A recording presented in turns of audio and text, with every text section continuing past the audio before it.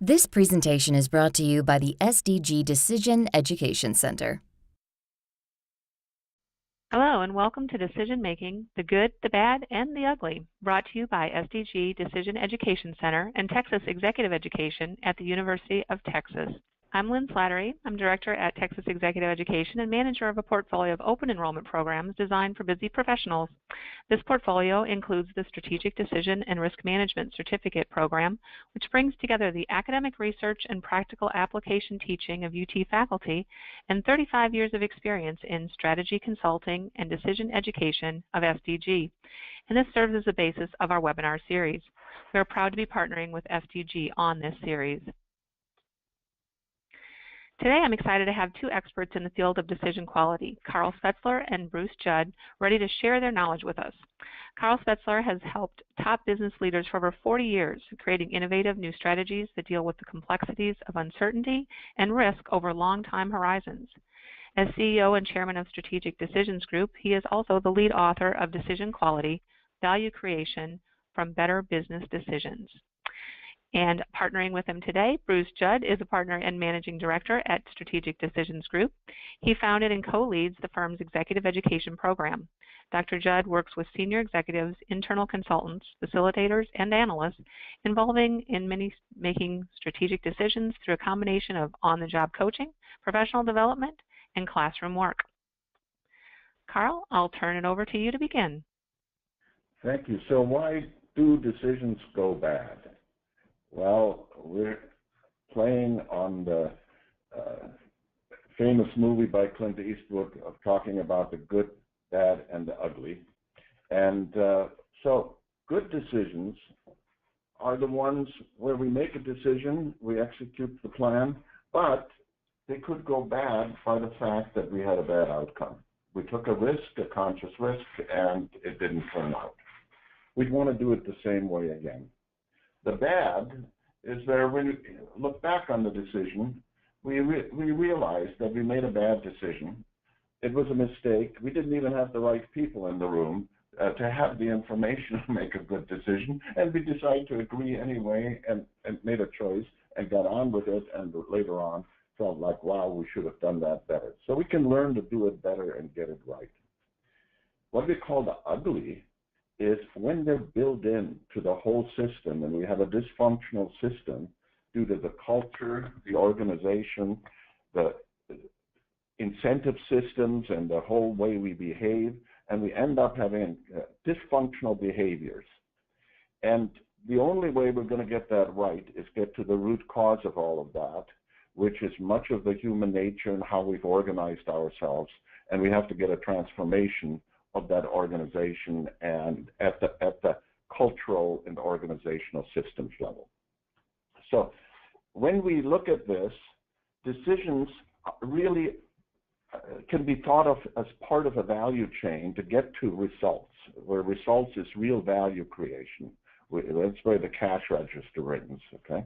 And the value chain here is you've got to figure out what you should be deciding about anyway and declare the decisions. They don't necessarily come nicely packaged for us. Sometimes we declare, and that's often a leadership act, saying we should be making decision this big decision now. Then we have to decide and actually get the clarity about what we should do and commit to the action. That's what we call the decide stage. And then we have to get it done. We have to execute, and we have to deliver to get to results. Well, the decisions can go bad at any stage here. We, in the declaration side, we completely missed the opportunity. And we made a decision by default, and later on said, gee, we could have done that what our competitor did. We just didn't even think about it. Okay? A way it might go bad in the decide stage is that we missed one of the pieces that were necessary to make a good decision, and we didn't realize it or didn't spend any time on getting it. And so now, with hindsight, we can see a bad decision, and we wouldn't want to do it that way again. Or we made a good decision. We really thought we did everything right, and we really botched the execution. Okay. Now, I just want to comment here. Often, a failure in execution that shows up in execution is actually designed in the decision stage. We didn't get the decision right, and then it shows up as an execution failure, even though it was a decision failure, or the root cause is in the decision side. And finally, we could have something where everything's right. We even delivered right. And suddenly we find out that our competitors got lucky, and we wouldn't have changed anything, but still we had a bad outcome in the sense that we didn't get what we had hoped to get. So those are all the ways, and it's in the whole value chain, that we can end up having a breakdown. The biggest thing we have to get right in the first place is to understand the difference between a decision and an outcome. The most common cause of decision failures is confusing the quality of the decision with the quality of the outcome. You know, everybody knows about Monday morning quarterbacking. Well, that's where, with big hindsight bias, we all know what should have been decided in the football game, and it didn't work out that way. Or in surgery, the famous statement, you know, the surgery went well, the patient died. Yes, that can actually be true, and sadly, the outcome does not always follow the decision when you're dealing with uncertainty and risk. Fire extinguishers, somebody got a fire extinguisher for their kitchen and never had a fire. Is that a bad outcome, or was it a bad decision? No. But certainly if you had known for sure that that was going to be the case, you didn't need a fire extinguisher, okay? Or extended warranty. Here's a simple case where someone 18 months ago bought a used car, had an offer for an extended warranty. It would have cost them like $3,500 to get 50,000 miles and 5 years of extended warranty. Turns out they were a decision analyst, and because they were a decision analyst, they did a quick calculation and came to the conclusion that the expected cost of actual failures in that car was only like $1,800, and they turned down the extended warranty. Now, 18 months later, they're sitting in front of a $5,000 repair bill and saying, gee, was it a good decision? Was it not? Well, the key to decision making is that good decisions never turn bad, nor do bad decisions turn good. Ron Howard likes to make that point again and again, and he recently told me the story that he had to convince someone that they made a good decision when they got married, and they made a good decision when they got divorced. And neither of those decisions changed afterwards, okay? So that it's not easy to build into your thinking, and our hindsight biases are so strong that all of us fall into the trap of blaming and looking for the decision failure when we have a bad outcome. And obviously, everybody that gets a good outcome thinks it must be due to them, okay? So I'd like to do a poll here, and in this poll, I want to know how much does your organization really understand this difference between decisions and outcomes? So give us a 1 if in your organization all that matters is results, and good decisions and with a bad outcome would be considered a lame excuse. Answer number 2, if there's a lot of confusion between decisions and outcomes, and particularly when they're bad outcomes, so we say, okay, yeah, must have been a good decision, but we just had taken risk. We have a tendency to have bad outcomes, find external causes, and good outcomes are always owned by the person that was closest to it. But in general, there's a confusion. By the way, that confusion is enhanced through the fact that the whole accounting that we do is only measuring of outcomes. It is not measuring the decisions. It is not recording the decisions. So this confusion is reinforced constantly in a corporate setting. You give yourself a 3 if in some parts of your business you do a pretty good job, like in R&D, where people have to make bets and expect some of them to fail. If you had 100% success rate in R&D, you're not doing R&D. You're just doing minor extensions where you're sure that they'll do it, that they'll be successful. So if you're able to do it in some parts of your business, give it 3. And if you're already there throughout your organization, you carefully distinguish the quality of decisions versus outcomes, you get to have a 4 on this. I hope everybody has responded, and let's go ahead and publish the poll.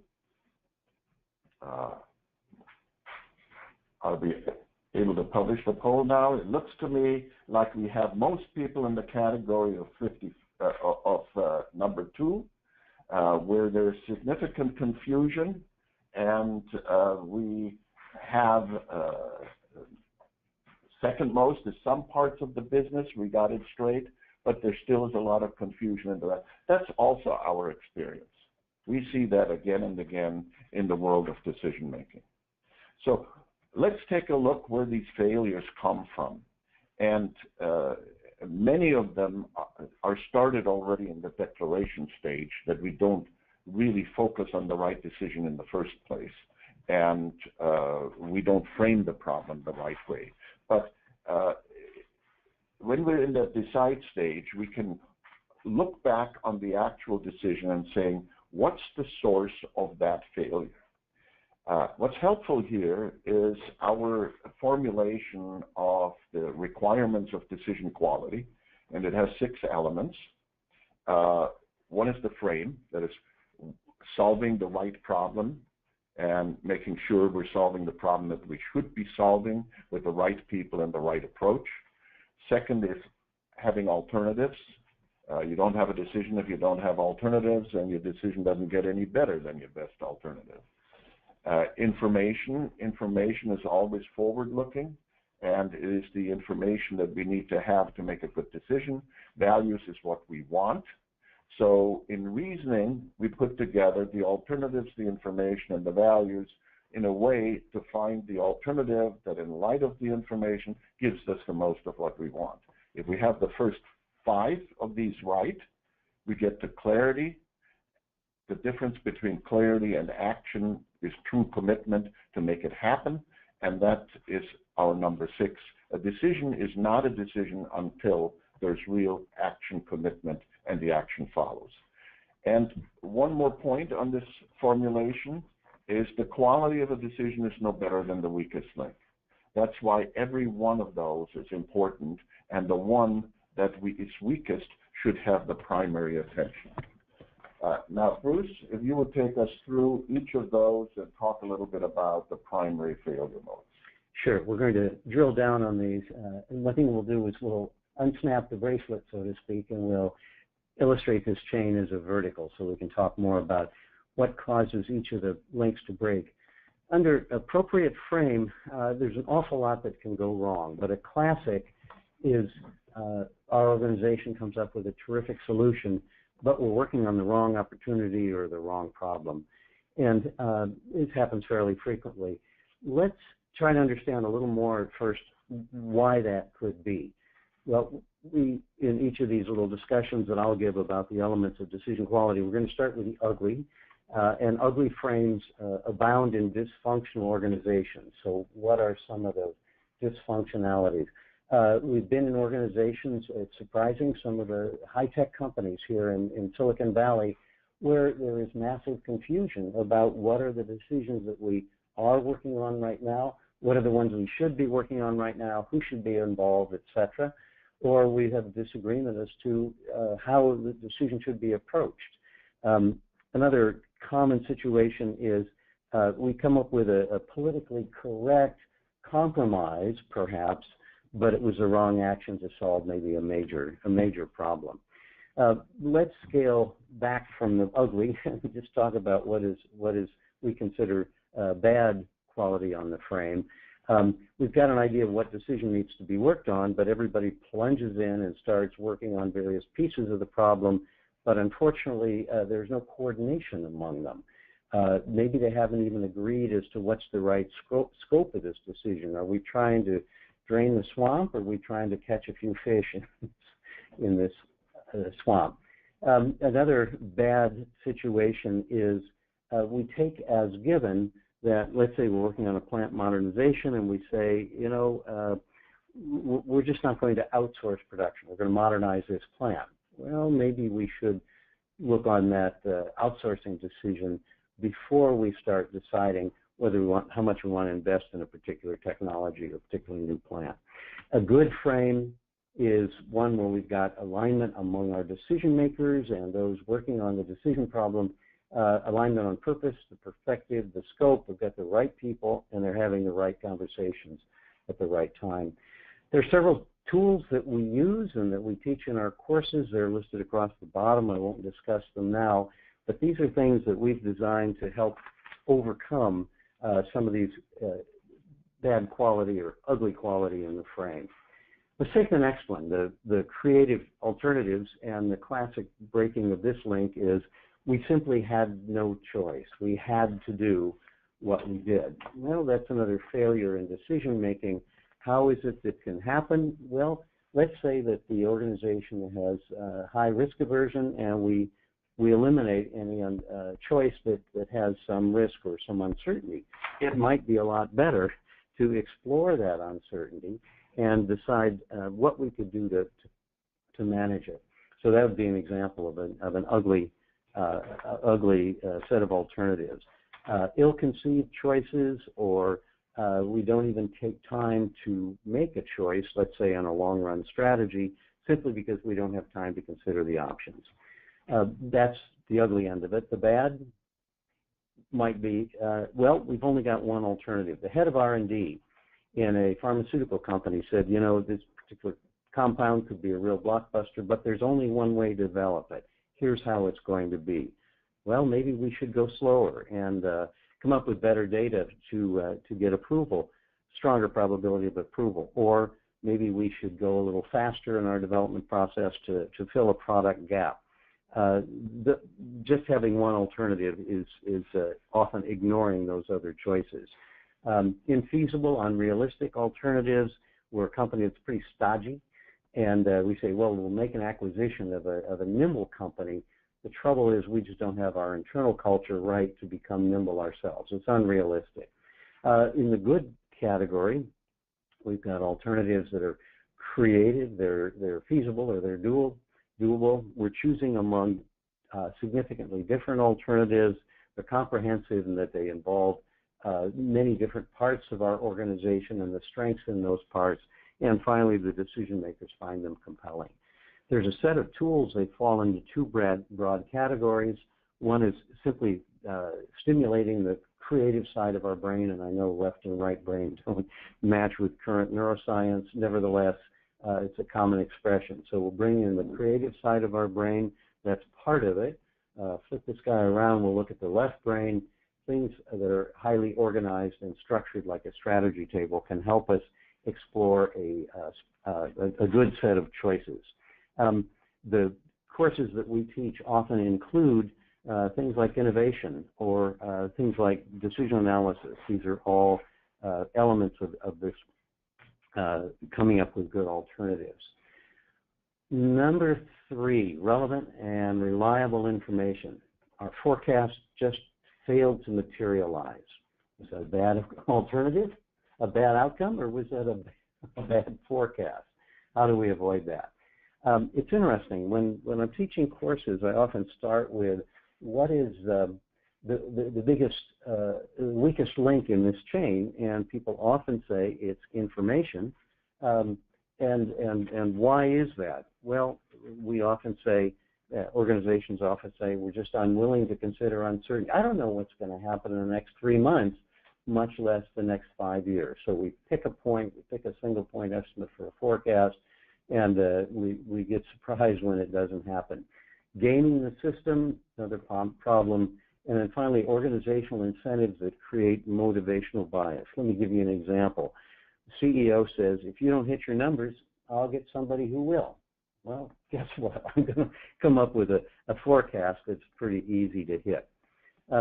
In the bad category, blissful ignorance, which is another example of ignoring uncertainty. Some organizations have a fact bias, meaning that they'll spend an awful lot of time digging through historical data and trying to come up with answers from that, but unfortunately there are no facts about the future. And so they're investing their time in looking back rather than looking forward. And then finally, unaware of the biases. We teach a course in biases in decision making, and there's over 100 of them that have been identified over the years by various behavioral psychologists, and it's kind of daunting. We need to become aware of those. What is good in the area of quality of information? It's relevant, it's reliable, it's based on a combination of data as well as judgments, and it reflects both the uncertainty that we have and the limits of our knowledge. When we're teaching courses on this, there are several tools that we use, and some people find this to be the most engaging part of the training because there's a lot to learn in this area. Clear values and trade-offs. We got what we asked for, but we didn't like what we got. This could be a problem of we don't have the right metrics or the right value measures, or we haven't explicitly examined trade-offs.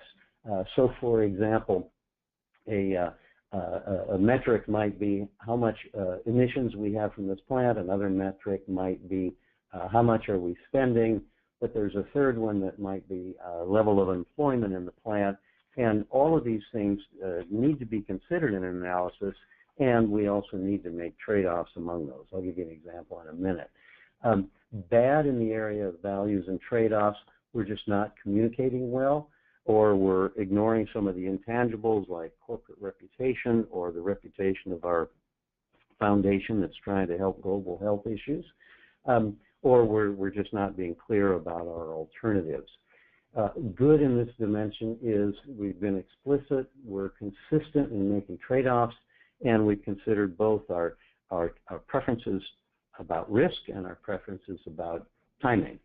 Here's a quick example in a corporate decision. We've got some good value measures, net present value of cash flows and total shareholder return, closely related, and clear trade-offs. How much incremental net present value are we willing to forego in order to avoid layoffs? How much are we willing to spend in the area of capital to reduce our carbon emissions? We'd like our spending to be low, and we'd like our emissions to be low. And so there's trade-offs there to be made.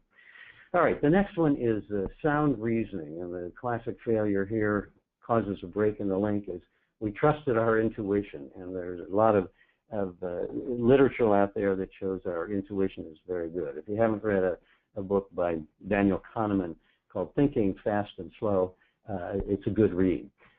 Here's an example that we often use in our courses.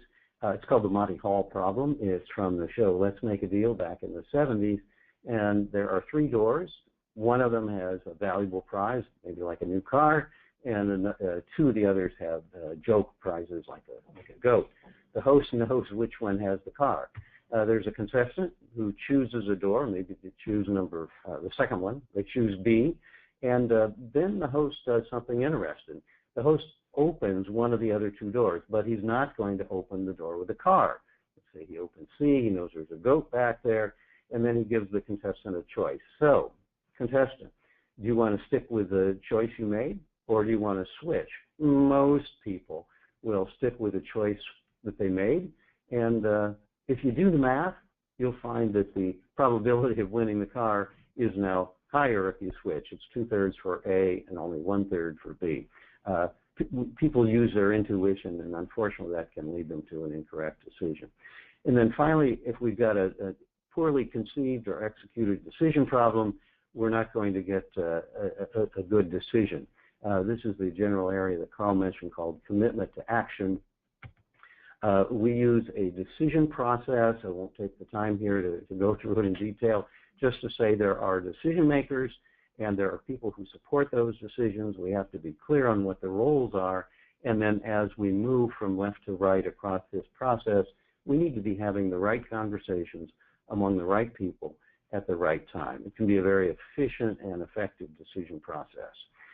Things that can go wrong: poor leadership of a decision process. We avoid conflicts, and actually conflicts need to be addressed up front, or we just don't put enough time and resources into the decision process. Bad process often lacks engagement by key decision makers. I have a client where some of the most senior people say, I don't want to engage up front. I might be revealing too much about what I'd like to see happen. Well, they need to be involved up in front. A good decision process has people ready to take action, and they close ranks around that decision once they're ready to implement. Carl, let me turn it back to you. Yeah, let's do another poll. And in this one, you have 5 choices. We'd like to know, where do you see the greatest opportunity for improving decision quality in your organization? 1 is better framing and improved alternatives. 2 is better information, including uncertainty. 3 is clearer value trade-offs and more decision-focused analysis. So sounder reasoning. Number 4 is increased awareness and engagement by decision makers. And number 5 is more effective decision processes. Please put in your vote now. I see that people are being pretty effective in getting that done. We'll give you another moment to do that. We've got over 60% responses. Let's go ahead and publish the poll. And it looks like it's pretty well spread across all of those dimensions. And maybe the clear values has a slight edge this time. And better information seems to be not the big problem in this group that's attending today. That often we find that better framing and improved alternative generation, it ends up being the place where it's most easy to add a lot of value. Reframing a problem and solving the right problem, or being creative and adding to the alternatives, ends up being a game. So in summary, we want to really leave you with 2 big things that you need to avoid most decision failures. The first is the destination of decision quality, and we use the symbol of that chain in kind of a bracelet mode with the 6 requirements of decision quality. You have to understand your destination. If you don't understand your destination, the process isn't good enough to get you somewhere, okay? It might avoid some things. But then the process, the right designed process, together with clearly being able to judge the quality of the decision and knowing that destination, ends up avoiding many or most of the decision failures. That's the primary thing we want to leave you with. Thank you, Carl and Bruce, for bringing us your expert insights on the decision making, the hopefully ideas and things that we can all take away from that to change our ugly decision making and our bad decision making into good decision making. Let's start with the first question. One of our listeners is asking, what is the impact of an organization's culture on its ability to make the right decisions for the right reasons? Carl, do you want to take this one? Well, I think that's the if you get the culture right of valuing and understanding the difference between decisions and outcomes, and knowing how to judge the quality of a decision at the time you make it, and that becomes embedded in an organization, I think that's the biggest value creator that you can have on the decision side. And by the way, it's easier to increase the value of an enterprise on the decision side if you can execute, okay? And if you're already, and most companies that are able to make it in the competitive marketplace have to be able to execute and have operational integrity. And if you point that to higher value decision making, you increase the value significantly. So there's a lot of opportunity there. And it's the source of a lot of the improvements you can make. Wonderful. All right, I think we have time for just one more quick question. Another question that's kind of related, how do you manage the impact of strong personal biases held by the decision makers? And Bruce, maybe you can fill in on this one. Sure. So we're focused here on the decision makers and their biases, and there's lots, as I mentioned, over 100 different biases. Let's just pick one. These decision makers know what choice is best, and they're convinced of that. What do? Well, first question I like to ask is, in a one-to-one conversation with that decision maker, are you open to looking at the advantages and disadvantages of other alternatives? If not, politely thank them and walk out the door. You're not going to make much progress. But if they are open to considering other alternatives, I think then it's second question I was asked is, so why is it that you're convinced that alternative A, let's say, is the best one? And here's where many different biases can come in. Are they seeking confirming evidence of their choice? Are they overconfident? Are they giving selective attention to certain data and ignoring others? All of these are reasons why they may feel and be convinced that their choice is best. But we need to have that conversation with them, and I like to do it one-on-one. And let me just add, Bruce, we find that situation a lot, don't we? Oh, yeah. Where people are already attached to, this is my advocated position and this is my choice. Right. Or within a decision support group in an organization, they say, we can't break through to the decision makers because they know what's right. Yeah. Good. Wonderful. Thank you, Carl and Bruce. I also want to thank all of our participants for spending your time and energy with us today. That's all the time we have for today. We look forward to connecting with you again very soon. Have a wonderful day.